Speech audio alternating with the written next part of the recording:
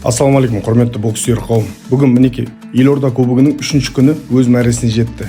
Бүгін сіздердің назарларыңызға таңертеңгі сессия мен кешкі сессияны толықтай ұсынатын боламын. Алғашқы жұпта шаршалаңға көтерілген боксшылар Қазақстан және өзбекстандық боксшылар. 54 келі салмақ дәрежесінде өнер көрсететін өзбекстандық Вахидов Санжар мен Ақмола облысының боксшысы Тимур Қабдиш арасында өтті. Тимур осы Елорда кубогінде екінші жекпе-жегін өткізуде және де тағы да сенімді жеңіс. Ал екінші жұпта қазақстандық Дәулет Молдашев пен үндістандық Пухарам Кишан Сингх арасында өтті. Бұл жекпе-жекте де біздің боксшының сауаттылығы жоғары болып, жеңісті сенімді түрде жұлып алды. Ал үшінші жұпта шаршалаңға көтерілген қос қазақстандық, бірі ақтөбелік Бекзат Алдамжаров болса, екіншісі қарағандылық Кәрім Серкебаев арасында өтті. Текетіреске толы болған жекпе-жекте қарағандылық боксшының жолы болды. Ал осы салмақ дәрежесіндегі соңғы жұп өзбекстандық Музафаров Шахзод және де Азат Махметов арасында өтті. Біздің қандасымыз Азат Махметов бүгінгі күнде Бахрейн мемлекетінің атынан додаларға түсіп жүргені бар. Бұл жекпе-жекте де терезесі тең жекпе-жекте Азаттың басымдылығы байқалды. Ал 57 келі салмақ дәрежесінде өнер көрсеткен қазақстандық Асылжан Серікбай жапон боксшысы Шудай Хараданы алғашқы раундта айқын басымдылықпен жеңіп, келесі кезеңге өтті.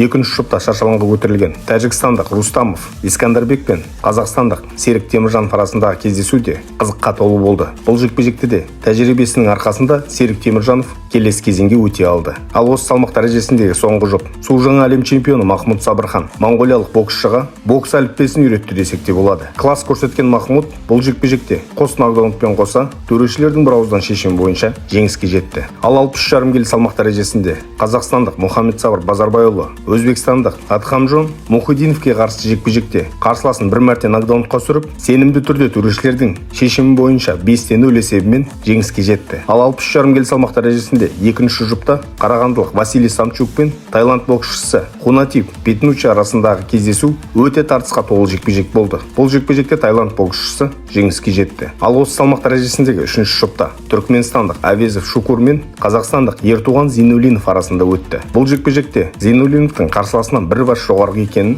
байқадық. Сенімді түрде жеңіс. Соңғы жекпе-жекте Султан Мусинов өзбекстандық 22 жасқа дейінгі жастар арасындағы Азия чемпионы Юнус Алиев Шахбозға қарсы кездесуде Султан біршама басымдылық таныта білді. Ал таңертеңгі сессияны аяқтаған 92 келі салмақ дәрежесіндегі боксшылар 2022 жылғы Азия чемпионы Айбек Оралбай, тәжікстандық 2021 жылғы 22 жасқа дейінгі жастар арасындағы Азия чемпионы Болтиев Давлатқа қарсы жекпе-жек өткізді. Бұл жекпе-жек өте тартысқа толы болды. Төрешілердің шешімі бойынша Айбек Оралбай жеңіске жетіп, келесі кезеңге шықты. Ал кешкі сессияда алғашқы болып шаршалаңға көтерілген 48 келі салмақ дәрежесіндегі боксшылар Ернұр Қайрат пен Ернар Қарап арасында өткен жекпе-жекте Ернұр Қайрат төрешілердің шешімі бойынша жеңіске жетті. Ал 51 келі салмақ дәрежесінде Сәкен Бибосынов үндістандық Зорам Муан арасындағы кездесуде сенімді жеңіс Сәкен жақта болды. Ал 51 келі салмақ дәрежесіндегі екінші жұпта Сәбит Даниял мен Таиландтық Танарат Санжет арасындағы кездесуде таиландтық боксшы жеңіске жетті. Одан кейін шаршалаңға көтерілген Кенже Мұратұлы тәжікстандық Абдурахмон Зода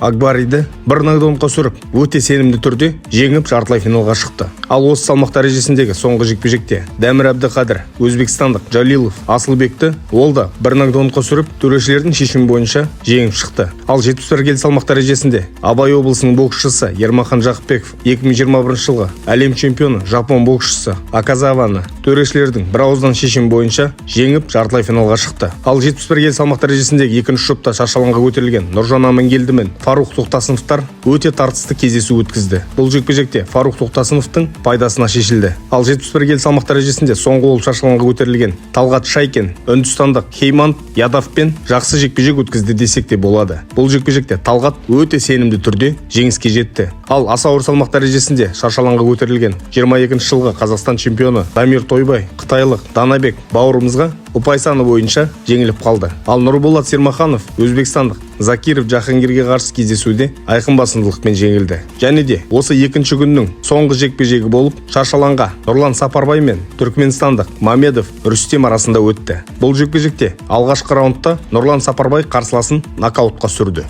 Мінеки достар, күннен күнге Елорда кубогы қыза түсуде. Ертеңде тартысты кездесулер орын алатын болады. Ертеңгі жұптар санын соңыра сториске салатын боламын. Қазақ бокс жасасын, баршаңызға сәттілік.